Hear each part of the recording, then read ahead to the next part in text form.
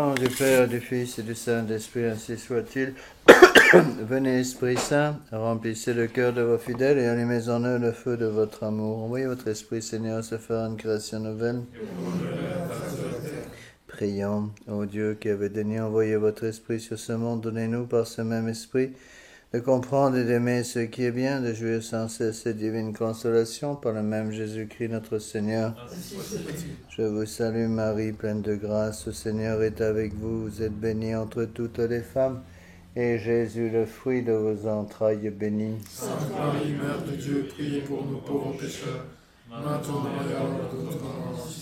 Nos saints anges gardiens, Saint Pédis, Saint Joseph, Saint Thomas d'Aquin, au nom du Père, du Fils et du Saint-Esprit, ainsi soit-il. Veuillez vous asseoir.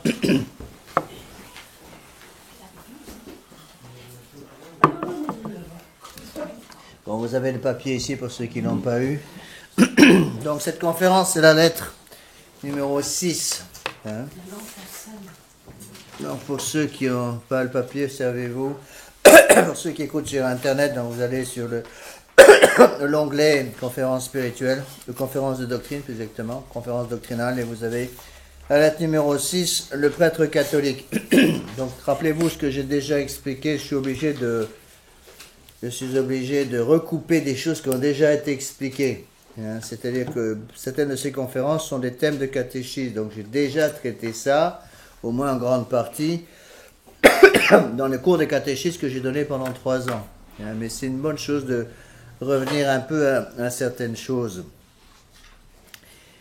Donc, comment définir le sacerdoce, hein? Le mot sacerdoce vient du latin sacra dans, celui qui donne les choses sacrées. Celui qui donne les choses sacrées, c'est donc l'intermédiaire entre le bon Dieu et nous, l'intermédiaire entre le Créateur et la créature. Et s'il y a une grande confusion aujourd'hui, c'est bien sur ce sujet-là. Beaucoup de gens, même parfois parmi nos fidèles, ont beaucoup de mal à comprendre exactement quel est le rôle du prêtre. Et c'est précisément parce que ce rôle du prêtre a été complètement galvaudé maintenant, qu'il y a tant de confusion dans le monde moderne au niveau des catholiques. Hein? Alors, beaucoup de choses à expliquer. En soi, je dis bien en soi, le sacerdoce n'est pas le plus important des sacrements. Le plus important des sacrements, c'est la Sainte Eucharistie, qui contient non pas la grâce, mais qui contient l'auteur même de la grâce, notre Seigneur Jésus-Christ, avec son corps, son sang, son âme et sa divinité. Mais pratiquement parlant, comme la Sainte Eucharistie ne peut pas être obtenue sans le ministère du prêtre, je dirais dans la pratique, le sacrement de l'ordre est certainement un des sacrements les plus importants. Donc il faut bien comprendre cela. Vous connaissez ces 2 thèses dont j'ai souvent parlé, qui sont des thèses de théologie qu'on a le droit d'enseigner. Elles ne sont pas de foi, mais qui aident à comprendre l'importance du sacerdoce. J'en ai déjà souvent parlé en catéchisme, je vous les répète pour ceux qui les ont un petit peu oubliés.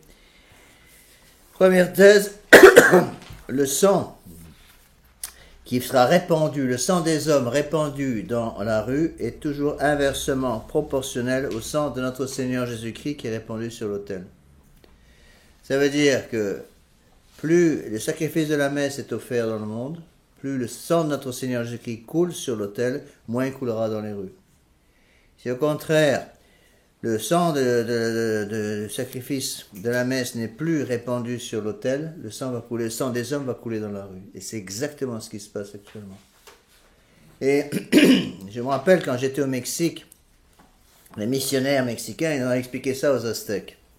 Vous savez que à l'époque de l'apparition de Notre-Dame de Guadeloupe en 1531, les Aztèques adoraient le Dieu Soleil. Et ils pensaient que le Dieu Soleil, qui était l'auteur de la vie pour eux, devait être nourri par du sang humain. Et donc, ils assassinaient des dizaines de milliers de jeunes pour abreuver du cœur palpitant de ces jeunes gens et jeunes filles leur faux Dieu, le Dieu Soleil. Et une des choses qu'ont expliqué les missionnaires franciscains, après les dominicains qui sont arrivés au Mexique, c'est que puisque notre Seigneur Jésus-Christ maintenant était venu dans le pays, avec l'arrivée du christianisme, eh bien, le sang de notre Seigneur Jésus-Christ allait remplacer le sang des esclaves qui étaient tués. Et donc, on n'avait plus besoin du sang humain, et qu'il fallait remplacer ça justement pour le sang de notre Seigneur Jésus-Christ. Ça, c'est la première thèse. La deuxième thèse est aussi très belle. On a le droit également de l'enseigner. Beaucoup de pères ou de saints docteurs pensent que le monde ne peut pas tourner sans messe. C'est impossible. Pourquoi? Parce que la Sainte Messe amène au monde le corps, le sang, l'âme et la divinité de notre Seigneur Jésus-Christ. Et donc beaucoup de docteurs pensent que la fin du monde arrivera le jour où il n'y aura plus de messe. C'est-à-dire le jour où le dernier prêtre mourra, il n'y aura plus de sacrifice de la messe. Donc le sang de notre Seigneur Jésus-Christ ne pourra plus être répandu sur l'autel, et donc ce sera la fin du monde. Bon, c'est des pieuses thèses, mais vous avez le droit de les garder, de les enseigner, parce qu'elles sont à mon avis très, très vraies. Alors, attention, je pense qu'en parlant du prêtre, il y a deux tendances, donc deux écueils à éviter. Le premier, c'est trop pousser sur le divin, et le deuxième, c'est trop pousser sur l'humain. Monseigneur Williamson avait dans un sermon célèbre à Écône, il y a des années scandalisé pas mal de monde. Un sermon d'ordination, il avait défini le prêtre comme un âne avec une étole. Bon, ça avait fait pas mal de bruit, et c'est pourtant très vrai théologiquement parlant. Un âne avec une étole, ça veut dire quoi? Ça veut dire qu'à la fois, c'est ça que je vous vois quand même. Âne avec une étole, ça veut dire l'âne, c'est le côté humain, l'étole, c'est le côté divin. Donc il y a dans le prêtre à la fois quelque chose d'humain et à la fois quelque chose de divin. Donc il faut garder l'équilibre entre les deux. La première tentation, c'est de prendre que la partie divine du sacerdoce et oublier complètement la partie humaine. Deuxième tentation, c'est prendre que la partie humaine du sacerdoce et oublier complètement la partie divine. Et donc il faut absolument les deux choses. Saint Paul dit qu'on porte les trésors de la grâce dans des vases d'argile. Ça veut dire quoi? C'est-à-dire le bon Dieu utilise une nature humaine qui est falsifiée par le péché. Et c'est exactement ce qu'on peut expliquer avec le sacerdoce. Donc le sacerdoce, si vous voulez, est à la fois quelque chose d'humain et à la fois quelque chose de divin, dans le sens que le bon Dieu va utiliser le sacerdoce pour donner ses grâces au monde, mais en même temps il utilise un sacerdoce humain, un sacerdoce plus exactement calqué sur une nature humaine qui est elle-même corrompue par le péché. Alors un autre point qui me semble très important, qu'il ne faut jamais perdre de vue, c'est que le prêtre, attention, n'est pas le distributeur automatique des sacrements. Ça, c'est une chose à bien expliquer aux gens. Le prêtre n'est pas celui qui distribue les sacrements. Le prêtre est celui qui va distribuer les sacrements aux paroissiens qui sont bien disposés pour les recevoir. Donc le rôle du prêtre ne consiste pas simplement à distribuer les sacrements, on va expliquer ça dans 2 minutes. Le rôle du prêtre consiste à préparer les fidèles pour qu'ils puissent recevoir correctement les sacrements. C'est très important aujourd'hui. On a l'impression parfois aujourd'hui que le prêtre se contente de donner les sacrements aux gens et puis après que les gens se débrouillent. Non, tout le travail du prêtre va consister justement à préparer les âmes pour qu'ils puissent recevoir les sacrements. Un autre point qui me semble aussi très important, c'est que le prêtre, si vous voulez, comment expliquer ça? C'est que le prêtre étant le centre même, si vous voulez, de la survie de l'Église catholique, il ne faut pas s'étonner si le démon va tout faire pour essayer de détruire le prêtre. Et pour détruire le prêtre, ça c'est quelque chose à bien expliquer à nos fidèles, pour détruire le prêtre, le démon, la révolution, va essayer de détruire, si vous voulez, les choses qui permettent la survie du prêtre, sur un plan naturel. La première chose qui va permettre la survie du prêtre, c'est la famille chrétienne. Deuxième chose qui va permettre, quand on remonte un petit peu vers le bon Dieu, la deuxième chose qui va permettre la survie du prêtre, c'est la mère de famille. La troisième chose qui permet la survie du prêtre au début, quand on remonte encore plus haut vers le bon Dieu, c'est la femme en général. Pourquoi? Parce qu'on dit, et c'est vrai, que les vocations sacerdotales naissent pratiquement toutes sur les genoux d'une mère de famille catholique. Et si nous on a mal compris ces choses-là, je peux vous assurer que le démon, lui, il a compris parfaitement, Et c'est la raison pour laquelle, aujourd'hui, on le voit très bien, le démon va tout faire pour détruire la femme catholique. Rappelez-vous ce que disaient les Carbonari au XIXe siècle. Ils disaient, pour détruire l'Église, il faut détruire la femme. Mais comme on ne peut pas la détruire, il va falloir la corrompre. Et c'est exactement ce qui se passe aujourd'hui. Donc pour détruire le sacerdoce, il faut détruire la femme catholique. Détruisant la femme catholique, on détruira la mère de famille catholique. Détruisant la mère de famille catholique, il n'y aura plus de famille catholique. S'il n'y a plus de famille catholique, il n'y aura plus de vocation. C'est aussi simple que ça. Un autre point, j'ai une série de points. Après, je mettrai un peu d'ordre dans tout ça, mais c'est pour vous aider à mieux comprendre les choses. Et un autre point qui est très important, c'est qu'un prêtre ne donne pas des choses qui lui appartiennent. Le prêtre est quelqu'un qui donne des choses qui appartiennent au bon Dieu. Donc le prêtre doit être d'abord et avant toute chose un réservoir avant d'être un canal. Malheur au prêtre qui devient un canal avant d'être un réservoir. Donc plus le prêtre a beaucoup de choses à donner à ses fidèles, plus il doit d'abord se remplir le cœur, remplir son âme des grâces du bon Dieu avant de les donner. Un malheur à celui, encore une fois, le prêtre qui veut donner aux âmes et qui ne cherche pas d'abord à être un réservoir. Et Monseigneur Lefebvre, avec cette belle image qu'il utilisait souvent en sermon que j'aimais beaucoup, il disait c'est comme si vous voulez, un jardinier qui a un tuyau d'arrosage qui est fixé à un robinet dehors dans le jardin et qui veut essayer d'aller le plus loin possible pour arroser le jardin. Donc il tire sur le tuyau d'arrosage pour essayer de l'arroser un petit peu en espérant comme ça pouvoir atteindre les parties les plus éloignées du jardin. Et à force de tirer ce tuyau d'arrosage, qu'est-ce qui se passe? Il finit par le déconnecter du robinet. Et c'est exactement ce qui se passe aujourd'hui. Beaucoup de prêtres ne comprennent plus du tout ces choses-là. Ils ne comprennent pas que le prêtre est d'abord quelqu'un qui doit être rempli du bon Dieu. Vous voyez?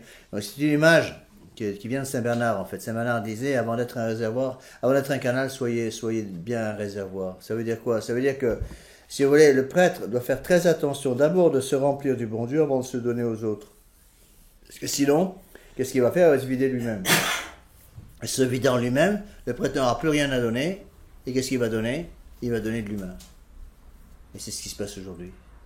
Et donc, il faut remonter un petit peu aux sources pour nous aider à comprendre toutes ces choses-là. Saint Thomas d'Aquin avait cette formule qui résume un petit peu tout, à savoir nemo dat quod non habet. Pardon, personne ne peut donner ce qu'il n'a pas. Donc quelqu'un, encore une fois, qui ne prend pas le soin de se connecter au bon Dieu pour se remplir des grâces dont il a besoin, sera incapable d'aider les autres. Ou plus exactement, au lieu d'aider les autres avec un élément surnaturel, il va commencer à aider le prochain autour de lui avec des choses purement humaines.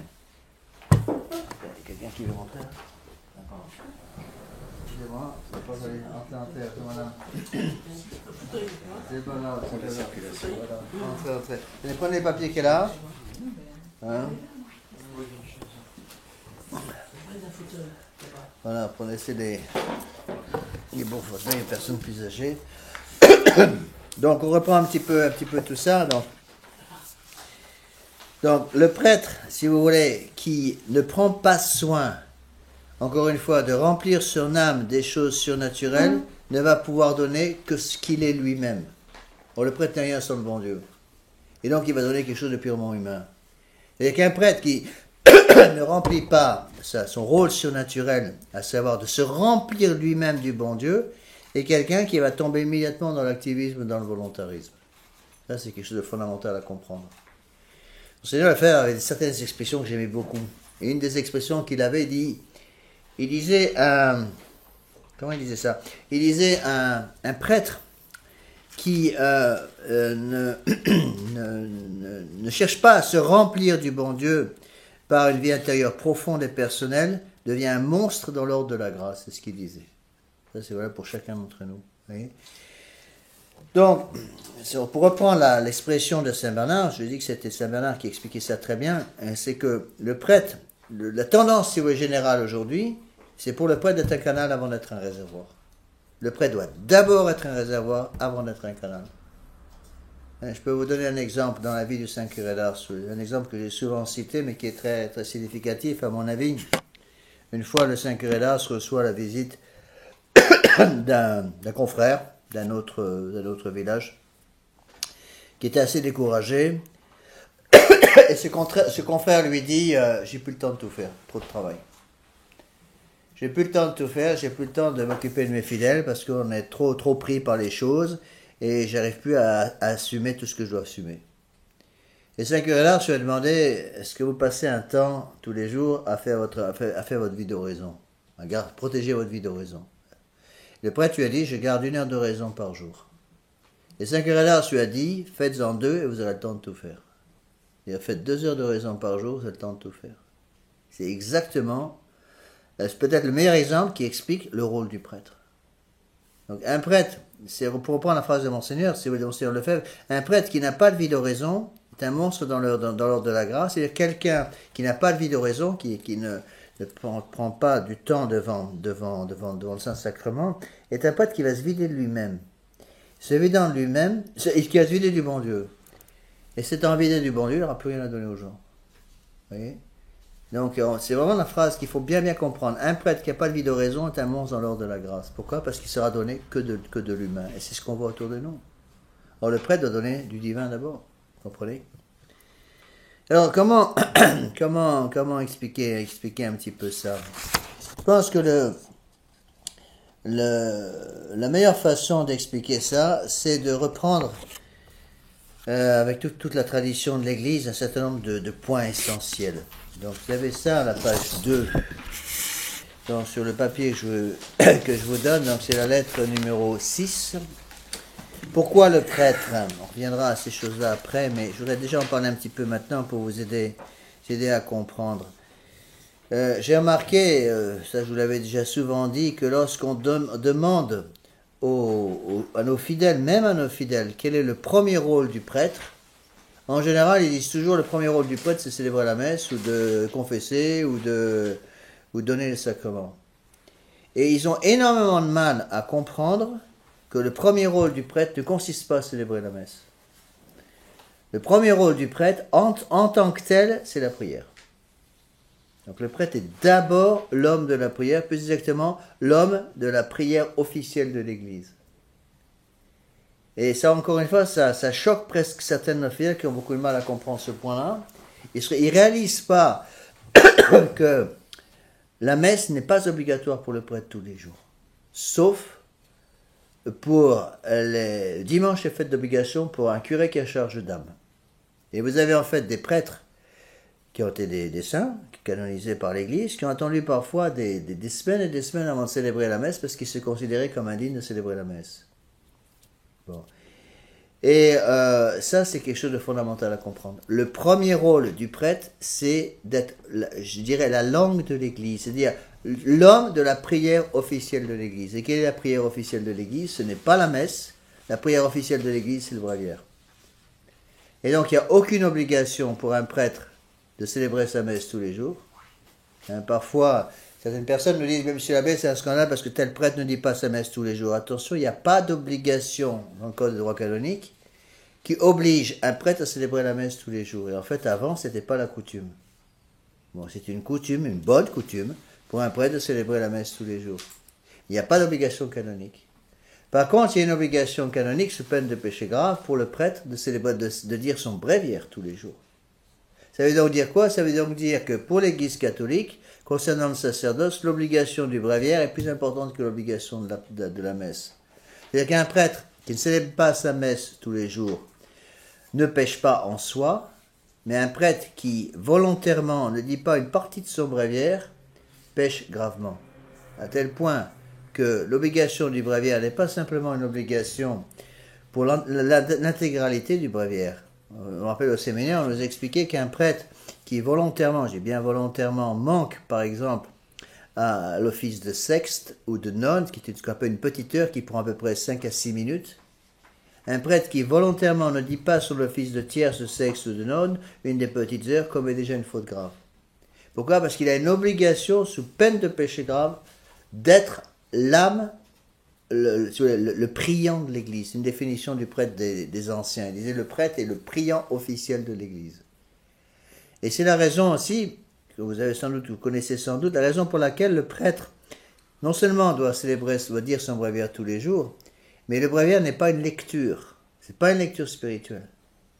Lorsque le prêtre dit son bréviaire, il doit prononcer le bréviaire. On a déjà vu un prêtre dire son bréviaire. Vous avez dû remarquer que le prêtre, lorsqu'il dit son bréviaire, ses lèvres bougent en même temps. Il ne se contente pas de lire. Ce n'est pas une simple lecture spirituelle, c'est beaucoup plus que ça. Il doit prononcer son bréviaire. Et en soi, un prêtre qui lirait son bréviaire sans prononcer les mots manquerait à son office. Manquerait à son office. Donc le premier rôle du prêtre, c'est la vie de prière. Donc le plus important dans sa vie de prière, c'est le bréviaire. Bon. Saint Alphonse de Liguori, si mes souvenirs sont exacts, dit qu'un prêtre aurait le droit de dispenser, pourrait se considérer comme dispenser du bréviaire à partir des 17 heures de confession. 17 heures de confession, ça fait beaucoup pour une journée. Oui. Et ça, c'est quelque chose d'absolument fondamental à comprendre. Une fois qu'on a compris ça, si vous voulez, on comprend ce qu'est le sacerdoce. Donc le premier rôle du prêtre, prier. Prier au nom de l'Église. Et donc c'est le bréviaire. Le bréviaire prend... bon, ça dépend un peu quel bréviaire on dit. Il y a plusieurs types de bréviaires que le prêtre dit. Dans la fraternité Saint-Pédis, quand j'étais à la fraternité Saint-Pédis, au moins pour l'office en public, Monseigneur Lefebvre nous avait demandé le bréviaire de Jean 23. Personnellement, je préfère le bréviaire de Saint-Pédis, que je dis maintenant tous les jours. Je disais déjà tous les jours avant, mais avant, pour l'office en public, Monseigneur Lefebvre nous demandait le bréviaire de Jean 23, qui est un peu plus court. Bon, maintenant que je ne suis plus dans la fraternité Saint-Pédis, je dis toujours le bréviaire Saint-Pédis qui est plus complet. Bon, le bréviaire de Saint-Pédis prend à peu près 1h40, 1h35, 1h40 tous les jours pour être dit. Donc, le bréviaire, qu'est-ce que c'est que le bréviaire? Il faut bien comprendre ça parce que c'est la raison d'être du prêtre. Le prêtre, son premier rôle, c'est de dire son bréviaire tous les jours. Donc, un prêtre qui commence sa journée, qui a dit déjà son bréviaire de la journée, a déjà rempli la partie essentielle de son apostolat. Et dans le monde moderne, ils vont considérer qu'un prêtre qui dit son bréviaire, qui fait rien d'autre, a perdu son temps. Mais non. Tout, justement, repose dans ce bréviaire. Alors, qu'est-ce que c'est que le bréviaire? Le bréviaire, si vous voulez, c'est vraiment toute la tradition de l'Église. Il décompose en plusieurs parties. Toutes les 3 heures, en principe, le prêtre peut dire une partie de son bréviaire. Bon, dans la pratique, c'est littéralement impossible. Même les moines ne le font pas complètement. Mais en soi, il y a une partie du bréviaire qu'on pourrait dire toutes les 3 heures. Donc à minuit, la première partie, l'office de matine, l'office de la nuit. À 3 heures du matin, l'office de l'aude. À 6 heures du matin, la première heure du jour, donc l'office de prime. Pourquoi? Parce que prime, en latin, c'est le numéro 1, la première heure du jour. Après, à 9 heures, troisième heure du jour, l'office de tierce, 3 en latin.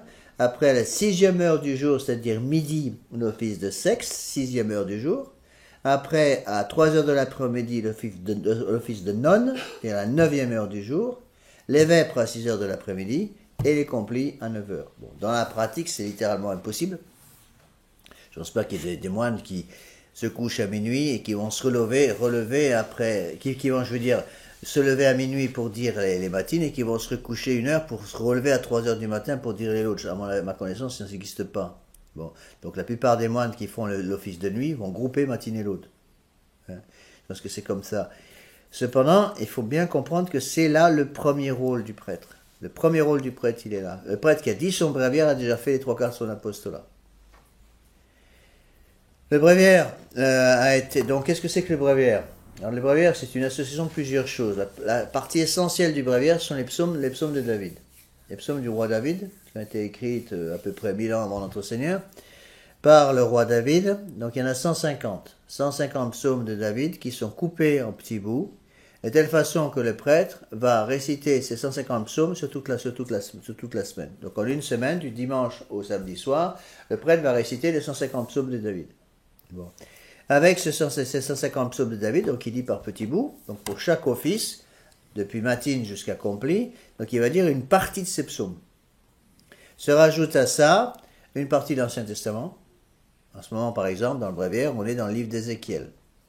Donc chaque jour, le prêtre va lire une partie du livre d'Ézéchiel. Bon. Après, se rajoute à ça une partie hagiographique, c'est-à-dire la vie du saint du jour. Donc pour chaque jour, l'Église va nous donner un résumé de la vie du saint qu'on fait à la messe. Pourquoi? Parce que là, il y a un lien entre la messe et le bréviaire. En principe, je dis bien en principe, le prêtre doit, quand il le peut, célébrer la messe qui correspond au bréviaire de la journée. C'est la règle. C'est pas toujours possible. Surtout quand c'est la féerie. Mais quand il le peut, le prêtre va célébrer la messe qui correspond au bréviaire de la journée.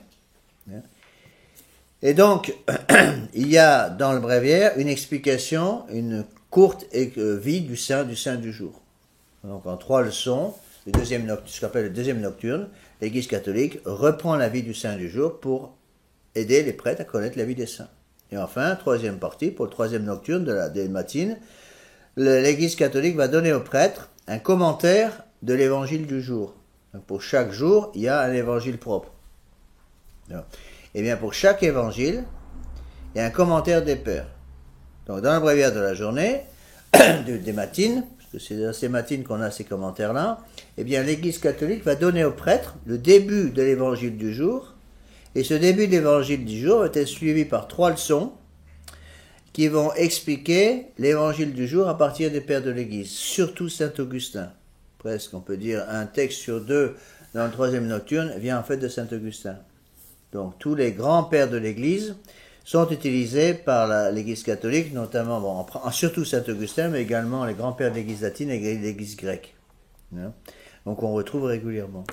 Et pourquoi c'est tellement important? Parce que cette lecture du bréviaire va donner aux prêtres catholiques l'esprit d'Église. Ça c'est capital. Vous voyez, souvent les gens me demandent, même parfois dans la tradition, vous savez, qu'est-ce que vous pensez de telle chose à propos du dogme? Et on répond toujours, je pense rien du tout. Je pense rien du tout sur telle chose. L'important, c'est pas qu'est-ce que je pense sur le sujet, mais qu'est-ce que l'Église pense sur le sujet.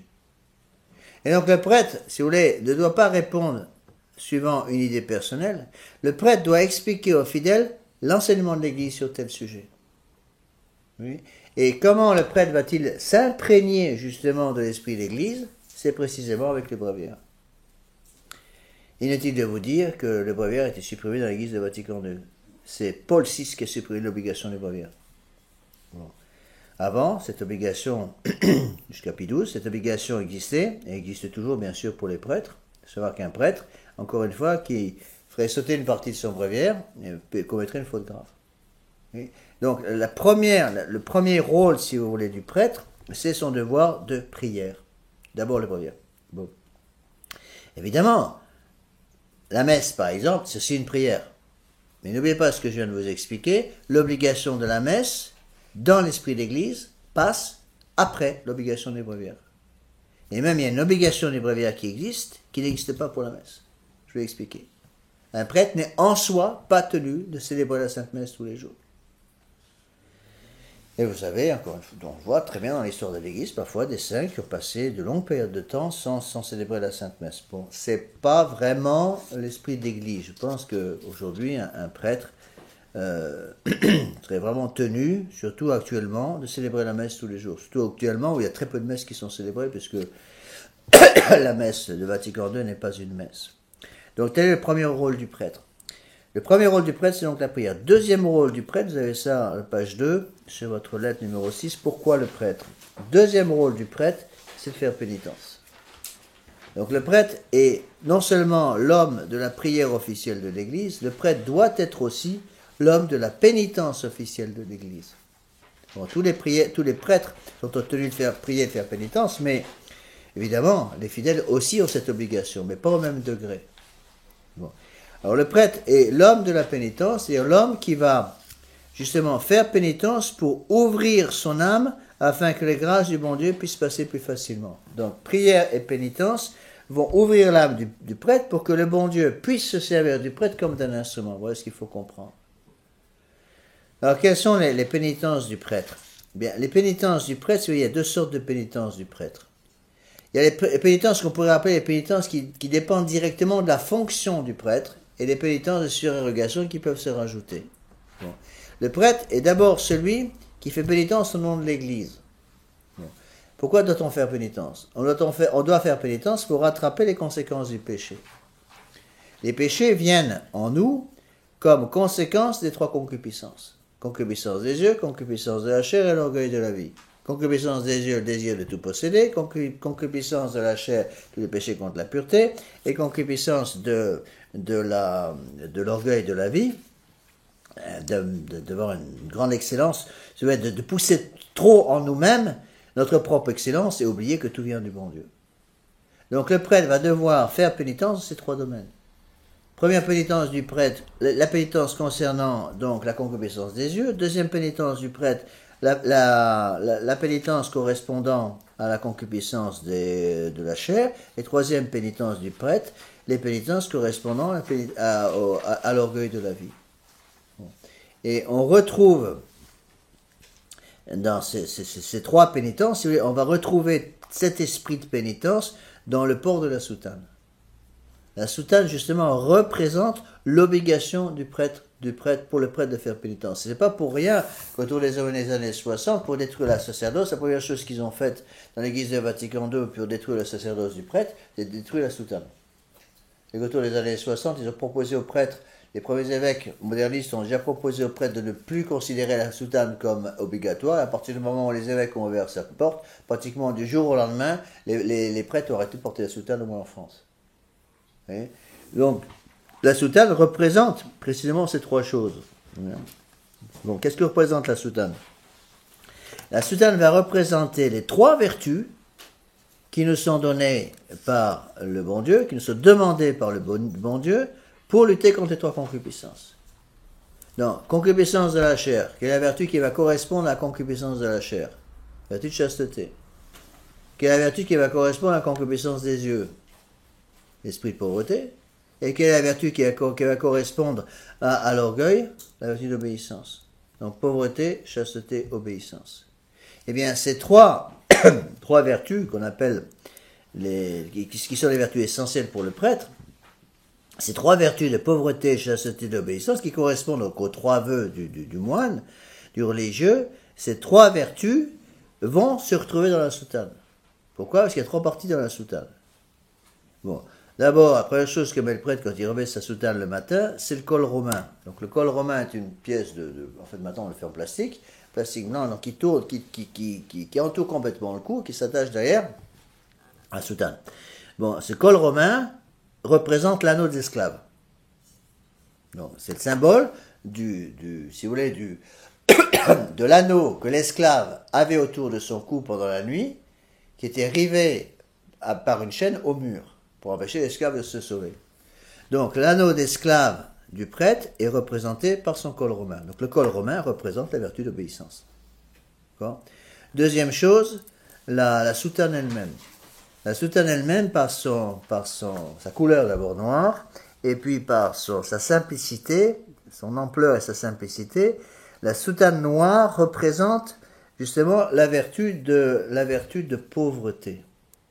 Donc le col romain est symbole de l'obéissance, la soutane par elle-même est le symbole de la pauvreté, et enfin la ceinture que le prêtre porte autour de sa taille, la ceinture est le symbole de la chasteté. Vous voyez, on retrouve les trois choses, pauvreté, chasteté, obéissance. Et c'est parce que la soutane représentait très bien ces trois pénitences essentielles du prêtre que l'Église de Vatican II a tout fait pour faire sauter la soutane. Parce qu'en faisant sauter la soutane, on faisait sauter ce qui était symbolisé par la soutane. C'est ça qu'il faut comprendre. Parce que l'Église de Vatican II a fait sauter la soutane pour le prêtre, c'est avec cette soutane qui sautait, le symbole qui est derrière qui sautait. Pauvreté, chasteté, obéissance. De la même façon, si vous voulez, que lorsqu'on veut détruire le moral d'une troupe militaire, on commence par faire sauter le drapeau.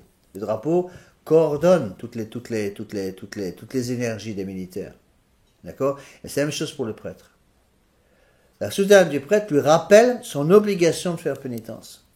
Donc pénitence vis-à-vis de la pauvreté, de la chasteté et d'obéissance. Alors c'est assez simple à expliquer. Donc cette pénitence doit travailler est en étroite union avec la prière. Donc le premier rôle du prêtre, c'est la prière, mais immédiatement après la prière, le premier rôle du prêtre, ce sera la pénitence, donc l'esprit de pauvreté, chasteté et obéissance. Alors même si strictement parlant, seuls les religieux, c'est-à-dire les moines, qui sont sous les 3 vœux de pauvreté, chasteté et d'obéissance, sont tenus justement par ces 3 vœux, le prêtre séculier, le prêtre séculier est tenu par l'esprit des 3 vœux, pauvreté, chasteté, obéissance. Donc la pauvreté par une simplicité de vie, bon, il est évident qu'on ne peut plus aujourd'hui dans le monde moderne vivre la pauvreté, je dirais, des premiers chrétiens, parce qu'on est obligé malheureusement par la force des choses pour pouvoir faire notre apostolat, on est bien obligé d'utiliser le monde moderne. C'est pour ça que ne soyez pas surpris si vous voyez vos prêtres avec une voiture et votre prêtre avec un ordinateur, avec un téléphone portable, qui sont des outils qui sont malheureusement aujourd'hui un peu nécessaires et indispensables pour la pratique de l'apostolat.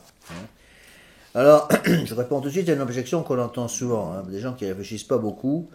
Ça, on l'entend tout le temps, surtout de la part des jeunes qui connaissent pas très bien ce qui se passe, ils cherchent des excuses. Et en général, ils disaient, oui, mon curé de mon temps, il avait 2 chevaux. Or, vous avez une belle voiture, donc ça va plus. La réponse est toute simple. Il y a 50 ans, combien de kilomètres faisait le prêtre pour son apostolat? Il avait en général un curé de paroisse il y a 50 ans, qu'est-ce qu'il avait en France? Il avait en général un clocher principal, et puis il avait une desserte. En général, l'après-midi, ou en fin de matinée, parce que les maïs avaient toujours lieu le matin, il allait, ou parfois en semaine, s'occuper de sa desserte, qui était à 4-5 km.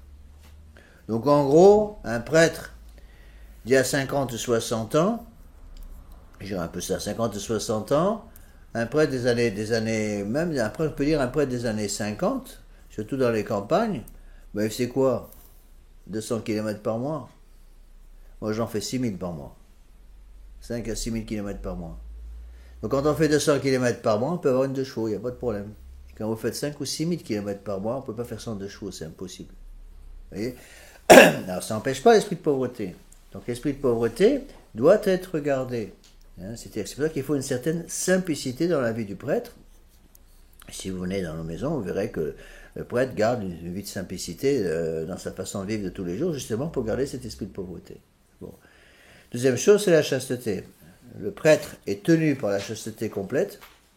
Alors là, encore une fois, il faut tout de suite enlever une fausse idée qu'on entend très souvent, beaucoup trop souvent, surtout de la part des jeunes, qui dit que seul le prêtre est tenu par la chasteté parfaite. C'est faux. Il y a des gens qui sont tenus par la chasteté parfaite. Tous les célibataires sont tenus par la chasteté parfaite. Toutes les personnes qui sont, pour une raison ou pour une autre, séparées de leur époux ou leur épouse légitime sont tenues par la chasteté parfaite. Toutes les personnes qui sont veufs ou veuves sont tenues par la chasteté parfaite. Bon. Mais le prêtre a une obligation de plus qui vient du fait qu'il est consacré au bon Dieu. Vous voyez? Donc, le prêtre est tenu donc par cette chasteté parfaite. Et là, encore une fois, ne pas oublier, parce que c'est une source de confusion pour beaucoup de fidèles, qui pensent que seul le prêtre est tenu par cette chasteté parfaite. Et qu'avant d'être prêtre, il n'est pas tenu. C'est faux. Le séminariste est tenu par un vœu de chasteté parfaite dès son sous-diaconat, et pas dès le sacerdoce. Donc avant le sacerdoce, comme diacre, puis avant comme sous-diacre, donc le prêtre, si on ne devient pas prêtre en 5 minutes, le sacrement qui fait les prêtres, c'est ce qu'on appelle le sacrement de l'ordre. En fait, ce sont les ordres, au pluriel. Et donc, il y a un certain nombre d'étapes par lesquelles le séminariste va passer avant d'accéder au sacerdoce. Et le vœu de chasteté est lié à première étape qu'on appelle des ordres sacrés, des ordres majeurs, le sous-diaconat. Par le sous-diaconat, le séminariste est déjà lié par un vœu de chasteté perpétuel. Bien sûr, le diacre encore plus, et le prêtre encore plus. Bon, donc il y a un certain nombre d'étapes. Je peux vous donner rapidement. La première étape, qui n'est pas strictement parlant une partie du sacrement de l'ordre, mais qui amène, si vous voulez, qui prépare en quelque sorte, qui amène déjà le laïc qui joue le séminaire, qui l'amène déjà à l'état qu'on appelle l'état de consacré. Bon, c'est la tonsure. La tonsure consacre déjà l'âme qui reçoit cette tonsure au bon Dieu d'une certaine façon. Qu'est-ce que c'est que la tonsure? La tonsure consiste pour l'évêque, en général c'est un évêque qui donne la tonsure, ou le supérieur du séminaire dans certains cas, ça dépend un peu des ordres. La tonsure consiste pour l'évêque à couper 5 mèches de cheveux en forme de croix, sur le crâne du séminariste, et cette tonsure fait entrer le séminariste dans la cléricature. Il devient clerc. En France, c'est cette tonsure qui donne le titre de Monsieur l'abbé. Monsieur l'abbé veut dire simplement, cette personne n'est plus un laïc, elle devient clerc. D'accord? Mais la tonsure n'est pas une consécration définitive. Il y a quelqu'un qui a reçu la tonsure pourrait, pour une raison proportionnée bien sûr, quitter le séminaire et reprendre la vie laïque. Il n'y aura pas de problème. Après la tonsure, le séminariste va recevoir ce qu'on appelle après les ordres mineurs. Portier, lecteur, exorciste et acolyte. Donc ce qu'on appelle les 4 ordres mineurs. Donc qui le rapproche un petit peu à chaque fois un peu plus du sacerdoce et de la Sainte Eucharistie. Chacun de ces ordres mineurs, des ordres majeurs, donc est lié au sacrement de la Sainte Eucharistie. Donc le portier c'était celui qui était chargé de faire sortir les catéchumènes au moment après le sermon. Bon, c'est une coutume qui n'a pas été conservée dans l'Église. Maintenant, les catéchumènes peuvent assister à toute la messe. Mais avant, le portier, c'est celui qui était à la porte de l'Église et qui veillait au bon ordre de ceux qui rentraient dans l'Église. Quand quelqu'un était mal habillé, par exemple, c'est le portier qui fait sortir la personne et l'empêcher de rentrer. Bon. Après, le lecteur, c'est celui qui dit, surtout dans l'office des matines, peut lire déjà une partie des leçons. On appelle le lecteur à cause de ça. Après l'exorciste est un pouvoir lié, mais l'exorciste déjà a un pouvoir contre le démon, même s'il ne peut pas l'utiliser encore. Enfin, l'acolyte est celui qui amène le pain, le vin et l'eau à la messe de l'évêque. On l'appelle l'acolyte. Après ça, c'est les ordres sacrés. Sous-diaconat, diaconat, sacerdoce. Les ordres sacrés, là, c'est beaucoup plus sérieux parce qu'il y a une consécration qui est déjà une consécration définitive. Première consécration définitive, c'est au moment du sous-diaconat. Donc le sous-diaconat est l'ordre majeur qui va consacrer 2 obligations pour le séminariste. Première obligation, le vœu de chasteté, qui est inhérent au sous-diaconat. Deuxième obligation, de breviaire. Donc un sous-diacre est tenu, depuis le jour de son sous-diaconat, son heure de sous-diaconat, il est tenu par le breviaire et il est tenu par son vœu de chasteté, de façon définitive. D'accord? Bon, après, il y a le diaconat. Le diacre peut déjà faire beaucoup plus de choses. Alors, vous connaissez un diacre par la façon dont il porte son étole. L'étole est le symbole de la juridiction du prêtre. Bon. Le sous-diacre n'a pas d'étole. Il porte le manipule, mais pas l'étole. Le diacre porte l'étole, mais va la porter de façon transversale, comme ça, à travers de sa poitrine. Vous voyez un diacre qui porte l'étole, pour communier par exemple, il va porter son étole diagonalement sur la poitrine. Le prêtre, qui célèbre la messe, va porter son étole croisée sur la poitrine verticalement. Il faut bien montrer que sa juridiction n'est pas encore totale, il n'est pas évêque. Une fois que le prêtre devient évêque, il va porter son étole droite, non croisée. Donc un évêque qui célèbre la messe ne veut pas croiser son étole sous la chasuble. Il garde l'étole droite. Le prêtre, au contraire, le simple prêtre qui n'est pas évêque va croiser son étole. D'accord? Donc, ça nous aide à comprendre. Donc l'important, je reprends le point que j'essaie de suivre, de vous expliquer. Donc, obligation de la chasteté sacerdotale à partir de sous-diaconat, obligation de la vertu d'obéissance, et enfin, obligation de la vertu ou de l'esprit de pauvreté. Pauvreté, chasteté, obéissance. Donc la pauvreté est aussi extrêmement importante, elle dépend en fait de l'ordre dans lequel le prêtre veut rentrer, ou le séminariste veut rentrer, en fonction des différents ordres, en fonction des différentes religion, dans le sens d'ordre dans lequel il rentre, les choses peuvent être un petit peu différentes. Donc le prêtre séculier, je suis un prêtre séculier, donc le prêtre séculier qui vit dans le monde est un prêtre qui est tenu par le vœu de chasteté parfaite et qui doit avoir gardé au moins l'esprit de pauvreté et l'esprit d'obéissance, surtout actuellement. Donc on ne peut pas, absolument pas, dire ce que malheureusement certains prêtres disent. Moi j'ai déjà entendu plusieurs fois des prêtres qui disent ah ben c'est bien la crise de l'église actuelle dans l'église actuelle parce qu'on peut faire ce qu'on veut. Ben non. Raison de plus aujourd'hui, s'il y a une crise, non pas dans l'église mais au niveau des hommes d'église, pour bien faire ce que l'église a toujours fait. Donc je reviens à mon point que j'étais en train de vous expliquer, page 2. Donc premier devoir du prêtre, la prière. Deuxième devoir du prêtre, la pénitence. Tout la pauvreté, la chasteté et l'obéissance.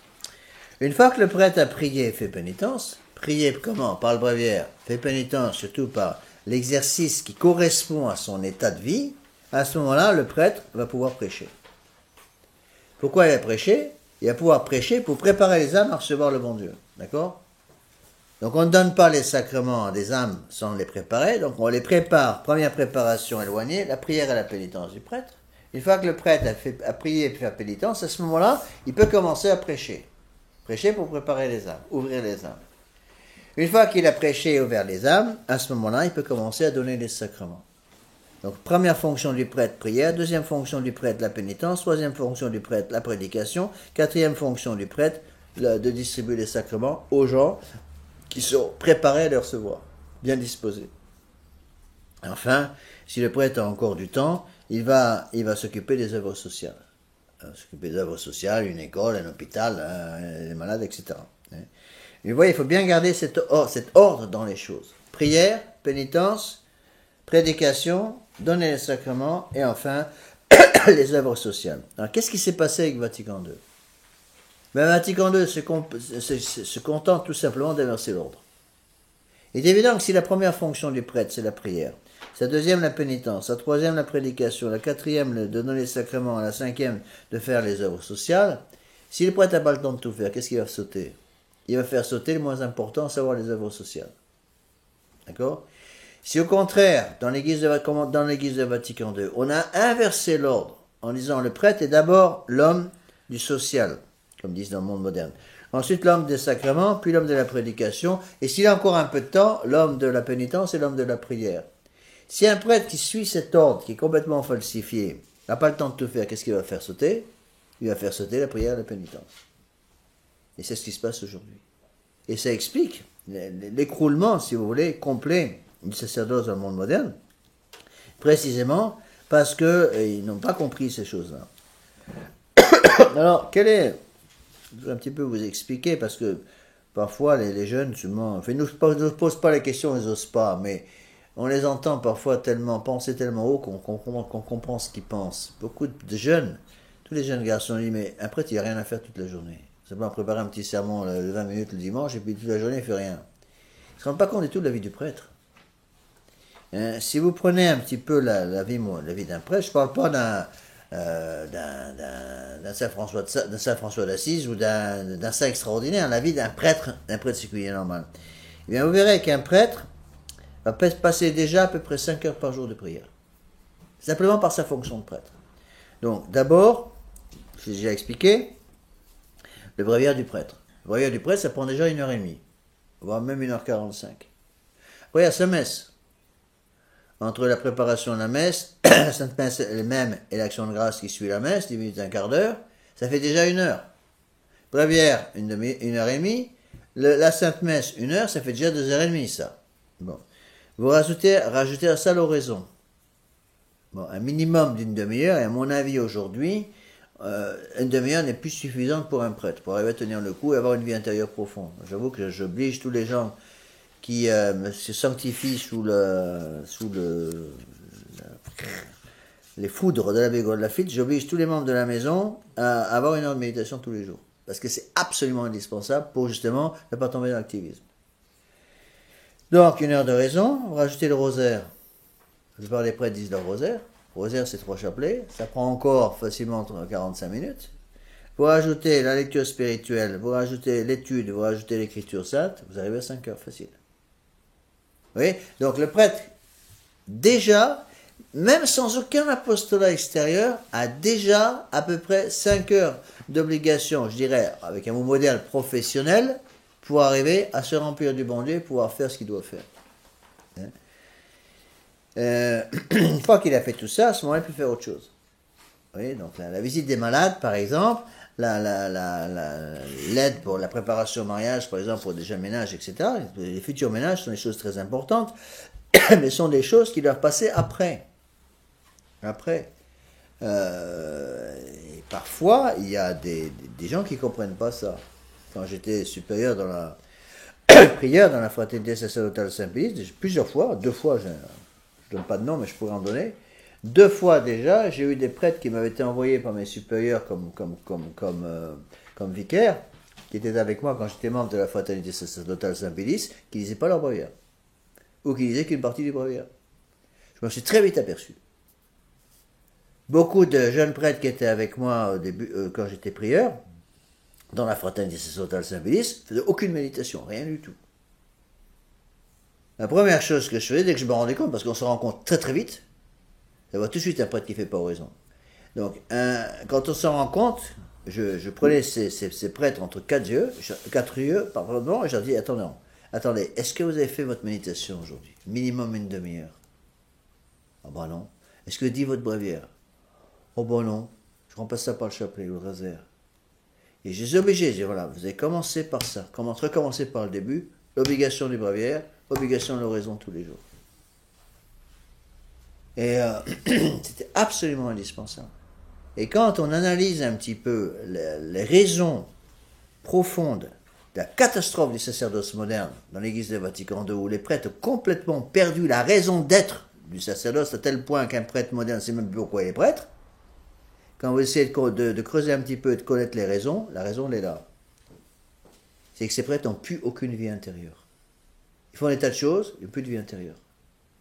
Comme ils n'ont plus de vie intérieure, du coup, ils sont incapables de prêcher notre Seigneur Jésus-Christ, ils se prêchent eux-mêmes. Vous voyez? Et quand vous voyez la vie des prêtres modernes, c'est ça, ils n'ont plus de breviaire, ils n'ont plus de méditation en commun 9 fois sur 10, ils ont parfois encore le chapelet, ils n'ont plus aucune étude sérieuse, ils vont étudier la vie ou Pèlerin Magazine ou des choses comme ça, et tout le reste saute. Monseigneur Lefebvre nous avait dit une fois, ce qui a détruit tous les séminaires modernes, c'est l'introduction de la télévision. Autour des années 60. La télévision est rentrée dans les séminaires, la télévision est rentrée dans la vie du prêtre, dans la vie du futur prêtre, et la télévision rentrant dans la vie du futur prêtre a absolument tout détruit à l'intérieur. Les séminaires se sont écroulés parce que justement ils ne devenaient plus des hommes de prière, n'étant plus des hommes de prière, ils n'avaient plus rien à donner, et qu'est-ce qu'ils faisaient? Ils se remplissaient d'eux-mêmes. Et ça c'est une chose absolument élémentaire à comprendre. Et ici j'ai mis une citation assez connue d'un libéral, c'est un libéral fini, Lacordaire, mais sa situation est belle, c'est pour ça que je l'ai utilisé, en haut de la page 2. Lacordaire, c'est celui qui a rétabli la vie dominicaine en France, au 19e. Mais c'était un gros libéral.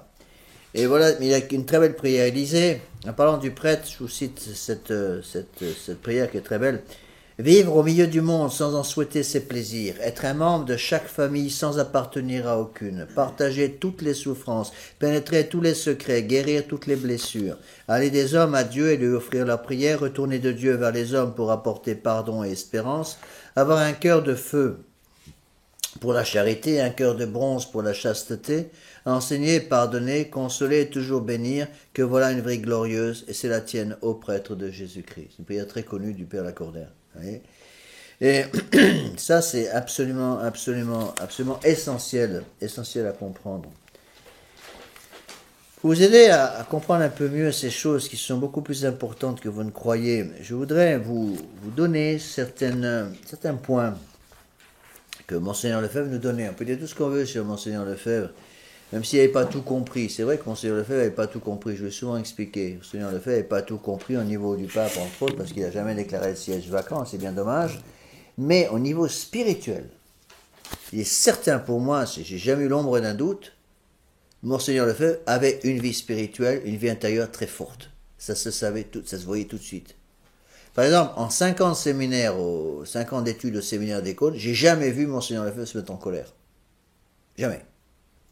J'ai jamais vu Monseigneur Lefebvre manifester un simple signe d'impatience. Il est évident que Monseigneur Lefebvre est quelqu'un qui faisait sa méditation tous les jours. Il est évident que Monseigneur Lefebvre est quelqu'un qui faisait son bréviaire tous les jours. Il pouvait avoir des faiblesses sur d'autres plans, entre autres sur le plan théologique, je vous l'ai déjà dit. Mais au niveau spirituel, j'estime qu'il nous a donné une excellente formation. Excellente formation. J'ai peut-être pas toujours été fidèle à cette formation, mais j'ai reçu une bonne formation au niveau spirituel des mains de Monseigneur Lefebvre. Je voudrais vous donner, dans cette lettre à la page 3, donc je reprends ici certaines des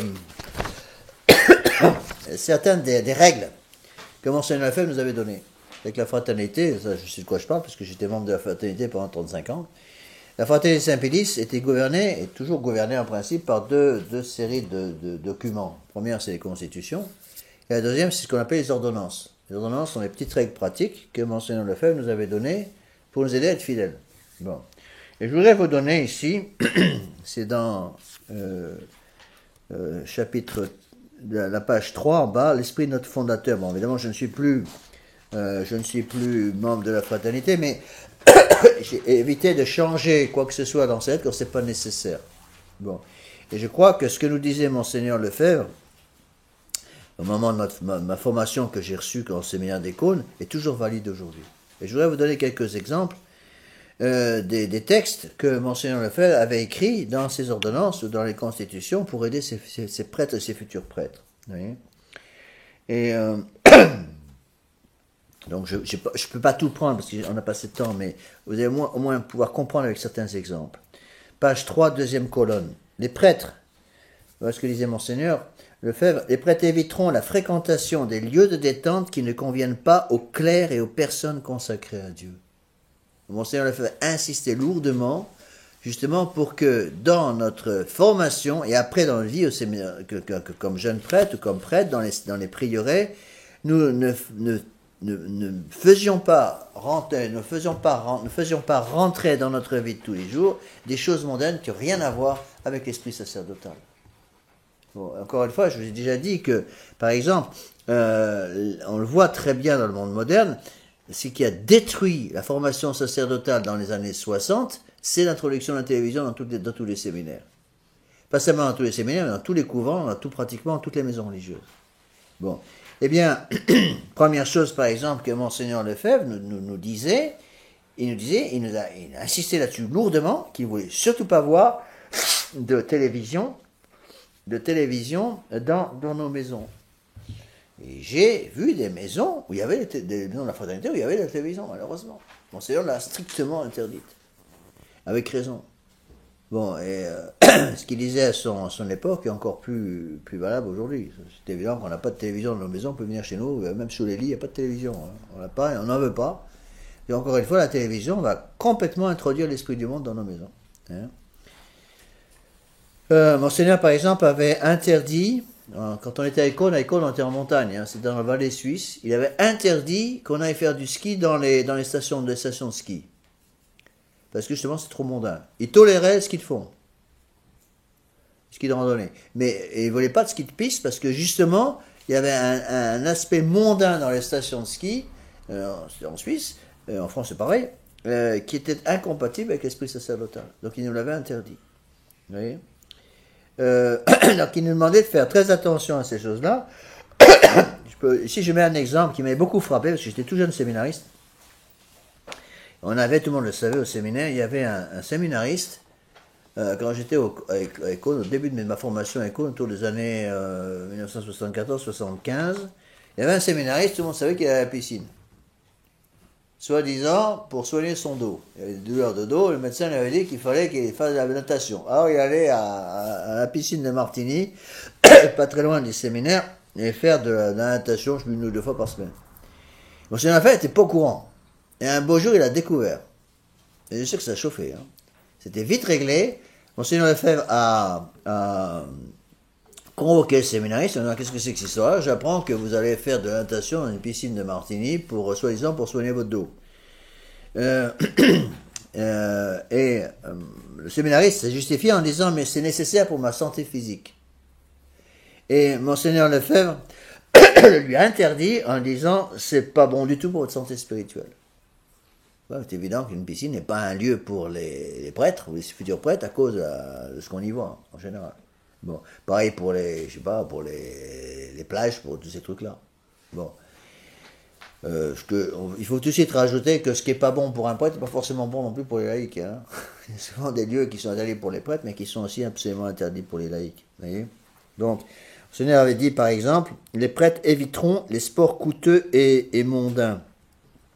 C'est ça qu'il demandait à ce qu'on garde la soutane tout le temps. J'avais remarqué, par exemple, c'est très, très, très intéressant. Quand j'étais dans ma formation au séminaire, il y avait des séminaires qui étaient très peu attachés à leur soutane, qui l'enlevaient pour un oui, pour un non.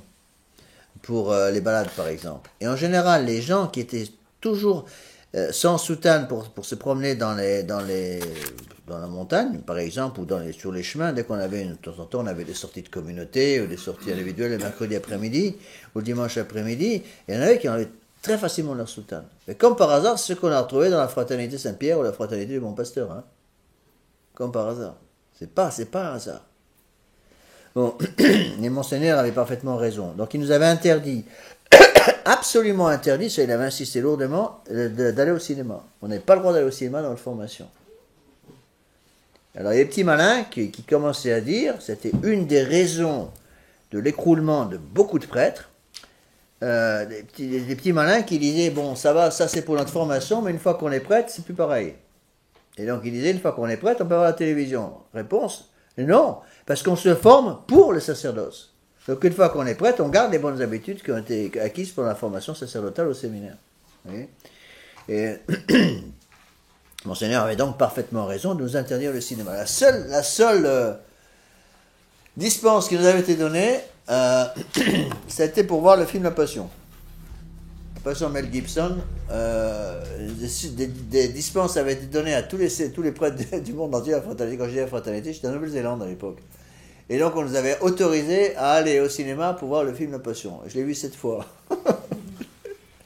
Je l'ai vu plusieurs fois parce que j'étais tout content de pouvoir enfin aller au cinéma, alors on l'a profité. Et je l'ai vu plusieurs fois de suite parce que je voulais arriver à voir tous les détails. Et bon là c'est un peu une exception. Mais vous voyez que ce sont des choses assez importantes, plus qu'on ne croit. Vous voyez. Donc Monseigneur aussi a beaucoup insisté, je donne ça pour vous aider à comprendre ce qu'est le sacerdoce, même s'il y a parfois un petit peu donc certaines de ces règles pratiques qui nous données doivent être adaptées à la situation dans laquelle actuellement, par exemple, je vis, qui est différente de celle de la fraternité Saint-Bénédicte, parce que je ne suis plus en prieuré. Cependant, je crois qu'il faut garder l'esprit, ça c'est absolument indispensable. Je vous donne d'autres règles. Et les repas, présent, Monseigneur disait, les repas pris par les prêtres en dehors du prieuré doivent être peu fréquents. 1 ou 2 fois par mois maximum, mais en évitant d'être reçus toujours dans les mêmes familles. Bon, c'est pas toujours possible. Encore une fois, à cause de la façon dont nous faisons notre apostolat aujourd'hui. Bon, par exemple, Monseigneur avait donné des tas de dispenses, entre autres pour les missions. Donc, quand on était dans la mission, on était toujours reçus dans les familles. Je partais en mission, par exemple, quand j'ai parti en mission aux îles Fidji, on était reçus dans les familles. Parce que souvent, il n'y avait pas de prieuré dans les missions. Bon, quand il y a les prieurés, c'est différent, on essaie de vivre dans les prieurés. Mais quand il n'y en avait pas, on était bien obligé de vivre dans les familles. Tout mon apostolat au début, autour des années, c'était quoi, les années 81, 82, j'étais beaucoup au Mexique. Parce qu'il n'y avait pas de prieuré au Mexique, et j'étais reçu dans toutes les familles de nos fidèles, où je passais la nuit dans ces familles, et je célébrais la messe dans ces familles. Donc on apprenait à bien connaître les familles. C'est un peu une exception à cause de l'obligation apostolique de l'époque. D'accord ? Donc il est actuellement est obligé malheureusement dans certains cas d'aménager un peu certaines de ces règles justement à cause des obligations de l'apostolat aujourd'hui. Pour ça que Madame Cunier m'a sur le dos régulièrement, elle m'aura encore plus sur le dos une fois qu'on aura déménagé. Bon. Une autre chose qu'elle tenait, Monseigneur, les réunions du soir, pardon, pour l'apostolat, ne doivent pas avoir lieu plus de 2 fois par semaine. Elles doivent être terminées au plus tard à 11h. Pourquoi ? Parce qu'ils ne voulaient pas que les réunions apostoliques se terminent trop tard. Pourquoi ? Parce que si les réunions se terminaient beaucoup trop tard, après minuit, par exemple, tant que le prêtre rentre au prieuré, du coup, il peut se lever le matin. Alors, Monseigneur te dit absolument ce que l'office soit maintenu le matin, l'office de prime et la méditation. D'accord? D'autres règles qui sont très importantes. Les règles, page 4. Hein? Si une femme du monde travaille pour le prieuré, elle doit avoir au moins 40 ans. Alors, ça demande un peu des adaptations aujourd'hui, parce qu'aujourd'hui, 40 ans, ça ne peut rien dire. Hein. Il y a des femmes de 40 ans qui sont fraîches comme une rose, et il est évident qu'il faut tenir compte de certaines améliorations, je dirais, physiques, à cause de l'usage des produits cosmétiques et tout ça. Donc il faut, si vous voulez, que les personnes, quand on a des femmes qui viennent nous aider dans les prieurés pour certaines, non pas l'apostolat, mais bon, pour aider, pour nettoyer la prière, etc. Bon, on fait très attention justement d'avoir des femmes qui ne présentent pas, si vous voulez, un danger pour la réputation du prêtre. Ça, c'est capital. Donc là, je ne peux plus dire grand-chose. Par contre, l'aspect extérieur est très important. Une autre règle que Monseigneur Lefebvre nous avait donnée, et je regrette bien qu'elle ne soit pas suivie par les tas de prêtres, moi en tout cas j'essaie toujours de la suivre, et bien sûr les prêtres qui sont avec moi doivent la suivre. Monseigneur nous disait que si un prêtre doit être dans une voiture seul avec une femme de moins de 40 ans, aujourd'hui on pourrait dire moins de 60 ans, hein, c'est pareil, ou 50 ans, 60 ans, celle-ci doit s'asseoir sur le siège arrière. C'est-à-dire si le prêtre conduit, qui se retrouve dans une situation, il se retrouve seul avec une jeune fille dans la voiture, la jeune fille doit être sur le siège arrière. Il exigeait ça. Si c'est la jeune fille qui conduit, le prêtre doit être sur le siège arrière. Et je me rappelle avoir scandalisé certaines personnes, certainement, parce qu'ils ne comprenaient pas ça. Alors, je me rappelle quand j'allais au Guatemala, par exemple, un pays que je connais bien, j'allais régulièrement tous les 2 mois à partir de Miami. Au début, la brave dame, c'est une très très brave dame, une dame qui me recevait dans sa famille à chaque fois que j'allais au Guatemala. Une dame qui avait, je ne sais pas quel âge elle avait, 45 ans. À peu près, oui, 45 ans. Et elle venait me chercher à l'aéroport. Et la première fois, elle était scandalisée, quoi. J'ai ouvert la porte du siège arrière et je me suis assis sur le siège arrière. Elle conduisait. Elle m'a regardé, elle m'a dit, je vous fais peur? J'ai dit, non, madame, mais c'est notre règle. Alors, pour rattraper les choses, j'avais trouvé un truc qui marchait à tous les coups. Je disais, madame, je suis désolé, mais vous n'êtes pas ni assez vieille, ni assez laide. Alors, du coup, elle était toute contente. Et puis elle comprenait, ah bon, je suis encore un peu bien conservé, et donc la baisse se met sur le siège arrière. Mais vous voyez, c'était des détails. Des détails, mais c'est très important dans la vie d'un prêtre. Vous voyez. Monseigneur, par exemple, ça encore une fois, c'est une règle qui n'a jamais été suivie au séminaire. Ou dans la vie des prieurés. Et Monseigneur Lefebvre avait insisté là-dessus, il avait raison. Monseigneur, par exemple, avait demandé dans les écoles à ce que les prêtres vous voient tous les enfants. Il avait exigé le vouvoiement des enfants. Des tas de prêtres ne le faisaient pas. Et c'est très dommage. Il exigeait que le prêtre vous voit tous les enfants. Moi, j'avoue que j'ai déjà dit aux membres de la communauté que je demande à ce que tous les membres de la petite communauté qui est avec moi, on est 4, eh bien, vous voient tous les enfants. Pas seulement les enfants, vous voient tout le monde. Sauf membre direct de la famille. Vous avez un frère ou une sœur qui vient visiter un prêtre, bon, c'est mon frère ou ma sœur ou je sais pas quoi, bon, alors vous tutoyez, c'est normal. Vous êtes membre vous avez le même sang. Mais en dehors de ça, je crois que c'est très important. Vous voyez, une des choses les plus importantes pour le prêtre, justement, c'est se protéger son sacerdoce. Et on le voit très bien dans le monde moderne, ils ont fait complètement sauter le vouvoiement. Donc ce vouvoiement est absolument nécessaire. Et même, c'est vrai que non seulement je demande à ce que, Monseigneur Lefebvre le demandait lui-même, à ce qu'on vous voit tout le monde systématiquement, même les bébés, même un bébé, je le vous vois. Mais en même temps, si vous voulez, on essaie de garder une certaine distance qui est nécessaire pour appeler les jeunes filles non pas par leur prénom, mais appeler les jeunes filles par le titre de mademoiselle.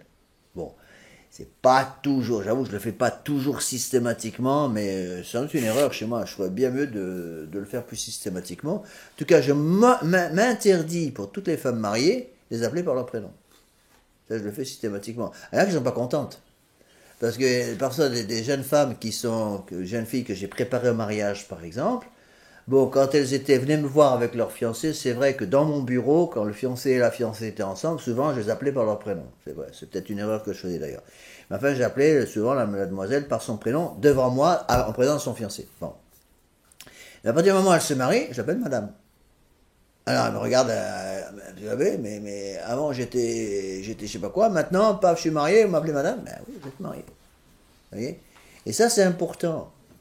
On voit très bien dans l'Église moderne, une des raisons qui a, si vous voulez, provoqué la chute de tas de prêtres, c'est justement de faire sauter ces barrières sociales, ces barrières entre les milieux sociaux, et dans le bon sens, si vous voulez, pour justement protéger protéger le prêtre. Vous voyez, je vais vous donner un exemple que j'ai bien connu quand j'étais à New York. Monseigneur Lefebvre nous avait interdit un certain nombre de sports, et entre autres, il avait interdit avec raison le tennis pas dans les cours de tennis privés. Parfois, on avait des gens qu'on connaissait qui avaient un cours de tennis privé, bon, c'est autre chose. Mais il avait interdit l'usage du tennis, la pratique du tennis, dans des associations de tennis officielles. Pourquoi? Parce qu'il considérait avec raison que c'était pas du tout normal pour un séminariste ou un prêtre d'aller jouer du tennis avec des gens autour de nous qui sont sous les filles qui sont très convertis pour jouer au tennis, etc., que c'était pas la place d'un prêtre et d'un séminariste. Et je me rappelle très bien, Monseigneur Lefebvre avait interdit ça, il avait aussi interdit l'usage de la télévision. Et quand j'étais à New York, j'avais un prêtre avec moi qui était un passionné de tennis. Et derrière mon dos, sans m'en parler, il s'était fait inviter chez les fidèles pour pouvoir regarder tous les matchs de tennis quand il y avait des coupes importantes de tennis. Les fidèles le savaient très bien, ils savaient très bien que ce prêtre désobéissait, et les recevaient derrière mon dos pour lui faire le mettre devant la télévision et qu'il regarde les coupes de tennis. Et bien c'est très très mal terminé. Très très mal terminé. Après, quand je l'ai découvert, je n'étais pas content du tout. Et c'est très mal terminé. Et j'ai découvert parce que ses parents, ses fidèles, qui étaient, à mon avis, très imprudents justement dans ce domaine. Ces fidèles qui étaient très imprudents dans ce domaine, justement, sont venus me voir après la catastrophe et m'ont avoué à ce moment la chose. Oui, bon, il m'en aurait parlé avant, avec bien des erreurs qui auraient été évitées. Vous voyez, comme toutes ces choses sont importantes. Hein. Alors, bon, c'est vrai qu'il ne faut pas non plus tomber dans une espèce de rigorisme, je dirais. Hein. Mais le prêtre doit se protéger. Pour cela, il a une autre expression que j'aimais beaucoup. Il disait: malheur au prêtre qui cherche ses consolations ailleurs que devant le Saint-Sacrement. C'est très vrai. Un prêtre qui commence à chercher ses consolations en dehors du Saint-Sacrement, il va sur une pente qui va le précipiter très loin et très bas. Vous voyez, et j'ai connu beaucoup de prêtres, quand j'étais dans la fraternité Saint-Pédis, beaucoup de prêtres qui justement considéraient que toutes ces règles étaient complètement idiotes, complètement stupides, et n'avaient plus aucune raison d'être dans le monde moderne. Eh bien, ça, je suis sûr que ça a provoqué des tas de catastrophes. Donc, attention dans ce domaine. Alors, il y a beaucoup d'autres choses qu'on pourrait expliquer, si vous voulez, sur le prêtre. Donc, reprenez la page 1, là je cite un texte qui est très connu de Saint Jean, première épître de Saint Jean, chapitre 2, versets 14 à 17. Je reprends certaines de ces parties de cette lettre que je n'ai pas trop le temps d'expliquer. Voilà ce que nous dit Saint Jean: n'aimez point le monde ni ce qui est dans le monde. Si quelqu'un aime le monde, l'amour du Père n'est point en lui. Car tout ce qui est dans le monde, la concupiscence de la chair, la concupiscence des yeux et l'orgueil de la vie, ne vient point du Père, mais du monde. Le monde passe et sa concupiscence sur lui aussi, mais celui qui fait la volonté de Dieu demeure éternellement. Vous voyez ? Donc, le prêtre a une obligation grave de prier et d'étudier. Vous voyez ? Je ne veux pas considérer l'étude comme une façon de faire pénitence, mais malheur au prêtre qui n'étudie plus. Encore une fois, une autre expression que Monseigneur Lefebvre utilisait souvent, il disait: malheur au séminariste ou au prêtre qui perd l'amour de l'étude et l'amour de la prière. Donc les deux amours qui étaient pour lui fondamentaux pour le prêtre ou le séminariste en formation, l'amour de la prière et l'amour de l'étude. La nécessité d'étudier. non seulement la nécessité d'étudier, mais la nécessité de baser sa vie de prédication sur l'étude. Qu'est-ce qui se passe dans la pratique? Ça, je l'ai vu, je ne sais pas combien de fois. J'ai vu ça chez des prêtres qui sont capables de prêcher, qui n'arrivent pas à prêcher. Et puis quand on essaie d'en parler un petit peu avec eux, surtout quand j'étais responsable de prêtre, quand on essaie de parler un petit peu avec eux, qu'on leur pose la question, mais monsieur l'abbé, je m'excuse, vous ne savez pas prêcher. Et qu'on leur demandait comment ils préparaient leur sermon. J'ai vu des tas de prêtres qui commençaient à préparer leur sermon le samedi soir, à 11h du soir. Samedi soir, on est complètement crevé, parce qu'il y a toute la journée du dimanche qui arrive. Les prêtres prenaient un sermonnaire. Un sermonnaire, c'est un livre avec des sermons pour chaque dimanche. Lisaient rapidement un sermon du dimanche qui correspondait au dimanche liturgique qui allait arriver le lendemain. Et puis prenaient quelques notes, et à partir de ça, prêchaient le lendemain matin sans aucune méditation sur le sujet, rien du tout. Résultat, ils étaient incapables de transmettre ce qu'ils avaient. Donc, en principe, ils aimaient le bon Dieu, mais ils étaient incapables de transmettre ça. Et je me rappelle une fois, je ne suis pas le seul, on avait demandé à Monseigneur Lefebvre. Monseigneur Lefebvre avait un don dans la prédication pour simplifier les choses compliquées. Il y a des prêtres qui ont le don de compliquer les choses simples. Mais lui, il avait le don de simplifier les choses compliquées. Et une fois, je me rappelle, on avait demandé à Monseigneur, parce que j'avoue que quand j'étais formé au séminaire, j'ai dormi à tous les sermons du dimanche. Tous. Sauf quand c'était les sermons de Monseigneur Lefebvre ou les sermons de l'abbé Williamson. Les autres qui m'intéressaient, les autres, je dormais, mais alors, dès le début des sermons, parce que je savais qu'il n'y avait rien. C'était complètement creux. Et Monseigneur Lefebvre nous a dit, la meilleure façon de préparer ce sermon, c'est de les méditer. Et je crois que c'est un conseil que je donnerais à tous les prêtres. Méditez vos sermons. Méditez vos sermons pour commencer. Au séminaire, c'est pareil. Méditez vos sermons, apprenez à prêcher en méditant sur le sermon. Prendre le thème du sermon comme sujet de raison, sujet de méditation. Vous voyez? Donc ça, c'est une chose qui est absolument fondamentale. D'où la nécessité pour le prêtre d'étudier. Une des raisons de l'écroulement du sacerdoce, c'est le fait qu'ils ont arrêté d'étudier la science sacerdotale par excellence, qui est la théologie. Il y a deux sciences essentielles pour le prêtre. L'écriture sainte, bien sûr, et la science théologique. La science théologique, c'est surtout saint Thomas d'Aquin. Donc malheur au prêtre qui ne couvre plus du tout saint Thomas d'Aquin. Alors là, c'est le début de la catastrophe. Je me rappelle un vieux prêtre que je connaissais à l'État de New York, quand j'étais là-bas. J'allais le voir de temps en temps, je me confessais à lui de temps en temps quand je pouvais, parce qu'il était assez âgé, donc j'étais sûr qu'il était prêtre. Et on discutait sur un peu après la confession, avant. Et une fois, je lui avais parlé un petit peu de ça. C'est un prêtre qui avait combien, je sais pas, 50 ans de sacerdoce, c'est pas 55 ans. Et puis, je m'en rendais bien compte qu'il y avait un problème. Je lui dis, mais monsieur l'abbé, est-ce que vous avez encore le temps d'étudier saint Thomas d'Aquin comme prêtre? Un prêtre qui avait 50 ou 55 ans de sacerdoce. Il m'a regardé avec des yeux ronds. Et il m'a dit, mais mon pauvre ami, je n'ai pas ouvert saint Thomas d'Aquin et sa somme théologique depuis le séminaire. Ben, ça expliquait tout. Ça expliquait tout. Il n'y avait plus d'études, plus d'études théologiques. Et du coup, eh bien, il était incapable, si vous voulez, d'être un réservoir avant d'un canal, et donc il se vidait complètement. Vous voyez? Je me rappelle Monseigneur, à l'époque c'était l'abbé Williamson, un conseil qu'il donnait au séminaire. Il y a de bons conseils. J'aimerais faire dire la même chose. Monseigneur Williamson, à l'époque c'était l'abbé Williamson, nous disait qu'il souhaitait que chaque prêtre, chaque séminariste lise 3 articles de la Somme tous les jours. Je l'ai fait pendant longtemps. Bon, j'avoue, je ne le fais plus, j'ai plus le temps, et je le regrette. Bon, je continue d'ouvrir la Somme théologique de saint Thomas, assez souvent même, mais malheureusement, j'arrive plus à trouver le temps de lire 3 articles de la Somme théologique tous les jours. Mais je pense qu'un prêtre qui lit encore saint Thomas, qui étudie encore saint Thomas d'Aquin, sa Somme théologique, est un prêtre qui va garder ce qu'on appelle l'esprit d'église. Gardant l'esprit d'église, il va se protéger.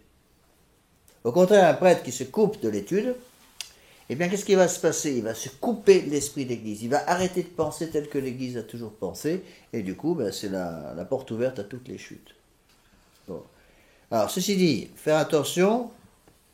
Et notre tendance qui peut exister, malheureusement, qui est peut-être encore plus dangereuse, C'est une tendance inverse dans cette technique du balancier. Et le balancier donc, va aller d'abord d'un côté complètement à gauche, et puis après il va retourner de l'autre côté. Bon, si on ne fait pas attention, on peut se faire rouler par la technique du balancier. Et je connais parfois des prêtres qui vont tomber dans l'excès inverse, c'est-à-dire de devenir un peu comme des, comment dire, moi j'appelle ça le jansénisme, un esprit janséniste, une espèce d'esprit dur, une espèce d'esprit qui n'est plus l'esprit de notre Seigneur Jésus-Christ. Vous voyez, je me rappelle ce frère qui, un frère religieux avec qui je m'entendais très très bien à la fin. Mais au début, c'est un peu chauffé. Et lui, il pensait, la première fois qu'il m'a vu, donc je vous ai déjà raconté cette histoire. Donc il avait fait 4000 km pour traverser tous les États-Unis pour venir me voir de la Californie à la Floride. Parce qu'il avait entendu parler que la Belle-Lafitte était un saint. Bon, vous savez que c'est faux, mais lui, il ne savait pas. Alors il débarque avec un vieux camion tout vieux, hein, une loque. Et puis j'étais en train de, je vais déjà raconter cette histoire, mais je pense qu'elle est importante pour comprendre. Donc, quand il est arrivé, il ne m'avait pas prévenu évidemment, et j'étais à l'église Notre-Dame des Victoires à Davie, dans le sud de la Floride. J'avais une paroisse à l'époque là-bas, pas une paroisse, une prieuré. Et j'étais au sommet, au moment où il est arrivé, au sommet du défroid de la chapelle, c'est-à-dire de la tour de la chapelle, comment on appelle ça, là où il y a le clocher. Je me du clocher, et j'étais en train de faire pratiquer le rappel aux enfants de l'école. Donc j'avais mes cordes, et puis j'avais toutes les sécurités là-haut, et les enfants pratiquaient du rappel depuis le sommet de l'église. Parce que c'était le seul moyen d'en faire, parce que la Floride, c'est plat comme la main. Et on s'amusait bien, et je vous assure que tous les enfants riaient aux éclats, étaient tout contents de faire du rappel. Donc ils montaient au sommet du clocher, il y avait une espèce de surface plane comme ça, et puis on faisait du rappel. J'ai expliqué aux enfants comment faire le rappel, avec toutes les sécurités bien sûr possibles et imaginables. Et vraiment, on riait beaucoup, parce que c'était un peu de récréation. Et ce frère arrête son camion, donc juste au pied de l'église, il me regarde, et puis il me dit, vous êtes la Belle-Lafitte? Je lui dis, oui, c'est moi. Et puis, je l'ai vu d'en haut, littéralement, il s'est écroulé, presque physiquement. Et il m'a dit, mais je pensais que vous étiez un saint. Alors, je me suis dit, qu'est-ce que c'est que ce strobo? Et puis, il m'a dit, mais vous n'êtes pas un saint, je vous ai entendu rire. Un saint ne doit jamais rire. Oh là, sauf qu'il peut. Donc, je suis quand même allé lui offrir un café, parce qu'il a traversé tous les États-Unis pour venir. Et puis, j'ai eu un mal fou à changer cette conception de la vie. Il considérait qu'un saint était quelqu'un qui devait avoir une tête de bulldog à longueur de journée. Mais pas du tout. Pas du tout. Vous voyez, il y a une joie de vivre qui est absolument fondamentale pour le prêtre. Voilà, un saint triste est un triste saint. J'ai eu comme ça des gens parfois qui avaient cette fausse conception. C'est ce que j'appelle les conceptions jansénistes du sacerdoce, où le prêtre devient une espèce de bout de roc, bout de granit, si vous voulez, qui doit être coupé de toute vie avec ses fidèles. Non, c'est pas du tout ça. Il faut équilibrer les choses. Et je me rappelle une retraite que j'ai donnée quelque part, où il y avait des gens comme ça qui suivaient cette retraite, mais alors qui étaient sérieux comme des papes. Alors vraiment, c'est comme ça tout le temps. Et je me suis dit, il faut que j'arrive à le faire sourire, ce gars-là. Et j'ai pas réussi. Au bout de 5 jours de retraite, il a réussi, j'ai sorti une blague énorme. Tous les gars qui faisaient la retraite avec moi, il y en avait moi, je sais pas combien ils étaient, une vingtaine, ils commençaient à rire déjà 5 minutes avant la blague, pendant la blague, puis 5 minutes après.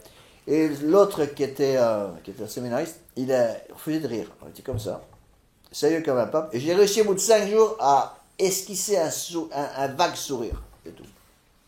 Et je veux surtout pas de gens comme ça. Il ne faut pas non plus considérer tomber dans l'excès inverse, qui consiste à dire qu'un prêtre doit être quelqu'un qui rit jamais, qui se détend jamais. Non. Rappelez-vous Saint Jean, l'apôtre Saint Jean, qui avait scandalisé la plupart de ses fidèles parce qu'il avait une colombe. Quand il était très âgé, il était à Éphèse, je sais plus si c'était Éphèse ou Patmos, Éphèse je crois, non?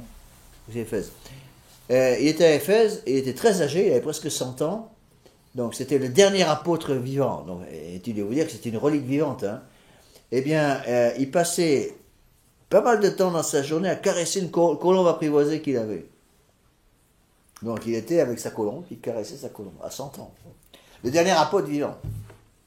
Alors évidemment, les jeunes prêtres, les séminaristes qui étaient avec lui et les catholiques étaient un peu scandalisés de comment vous, un apôtre de notre Seigneur Jésus-Christ, comment pouvez-vous perdre votre temps à caresser cette colombe comme ça souvent dans la journée.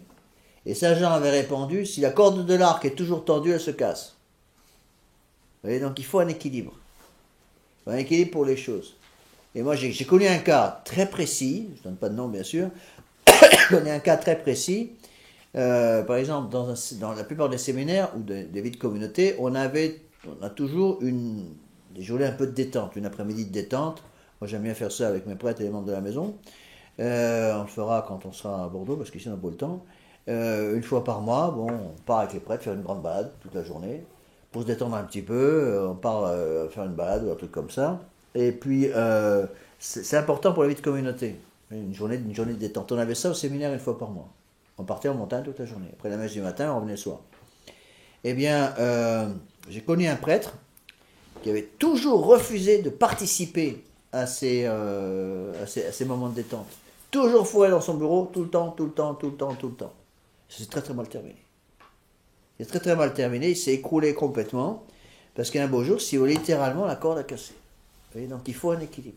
À la fois, le prêtre doit être un homme prudent, dans le domaine de la chasteté, de la pauvreté et de l'obéissance, mais en même temps, ça doit être un homme joyeux. Malheur au prêtre qui n'est pas un homme joyeux. On le voit très bien par les saints. Les saints, vous voyez ça dans beaucoup de vie de beaucoup de saints. Entre autres, par exemple, je me rappelle, il y a des tas d'histoires dans la vie de Saint Philippe Néri. Saint Philippe Néri avait un sens de l'humour extraordinaire. Alors, je me rappelle une fois dans sa vie, je vais finir avec ça. Dans sa vie, donc, il y avait 3 vieilles dames dans sa paroisse là, qui étaient persuadées qu'il était un saint. Alors, le saint. Alors, elles étaient en admiration devant lui. Persuadées qu'il était un saint, il était vraiment un saint. Il ne pouvait pas supporter de voir que cette vieille dame est toujours en train de le considérer comme un saint. Alors, quand il l'a rencontré dans la rue dans les rues de la ville, le saint. Il a vraiment versé. Et une fois, il avait beaucoup plu. Donc, il y avait des grosses flaques d'eau sur la rue. Et donc ces 3 dames, 3 bigotes, grenouilles de Béditier, comme on dit, étaient sur le bord du trottoir. Elles ont vu le saint qui arrivait. Oh, le saint. Il est arrivé près d'elles. Pour bloquer ça tout de suite, il a fait exprès de marcher dans une grosse flaque d'eau, mais très violemment avec ses pieds, et d'éclabousser complètement les dames. Elles étaient scandalisées, elles ont arrêté de dire qu'il était un saint, il était devenu un bandit du jour au lendemain parce qu'il avait éclaboussé ces vieilles dames. Bon, et c'est un peu ça, quoi. Vous voyez, donc il faut, je crois, faire très attention à ça. Vous voyez, bon, on pourrait parler pendant des heures et des heures du sacerdoce. Bon, je ne peux pas non plus passer trop de temps là-dessus. Le dernier point sur lequel je voudrais un petit peu insister, ça c'est quelque chose pour moi de capital, c'est qu'il faut nos prêtres, et la formation sacerdotale qu'on peut donner aux jeunes qui souhaitent se faire former dans la tradition aujourd'hui, de bien leur faire comprendre qu'on ne peut absolument plus former les prêtres comme les prêtres des années 50. Ça c'est quelque chose de fondamental à comprendre. Donc, les prêtres des années 50, on est encore sous Pie XII, attention.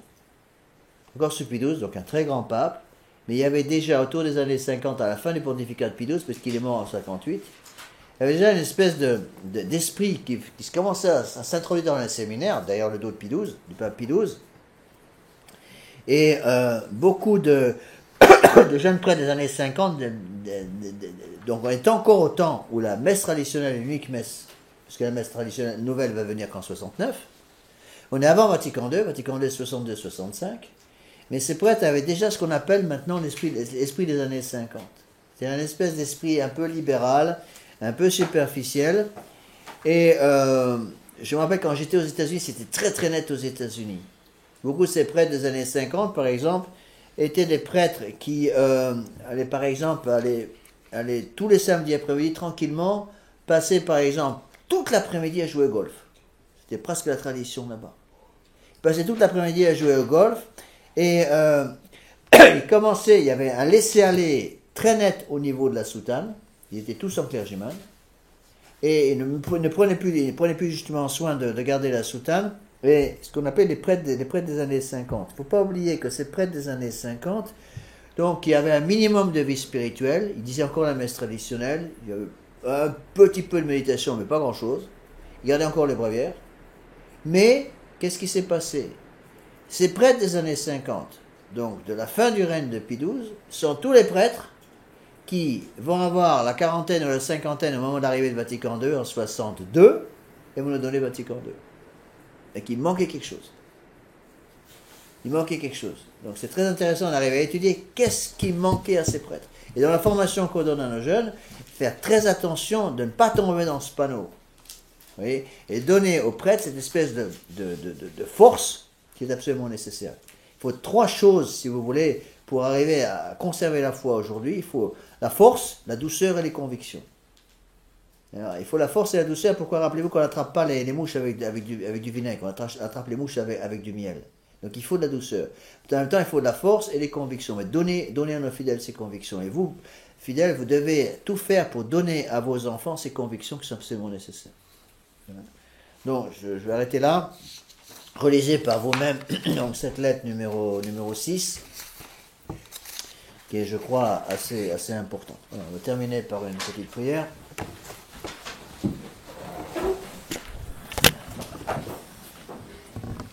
Au nom du Père, du Fils et du Saint-Esprit, ainsi soit-il.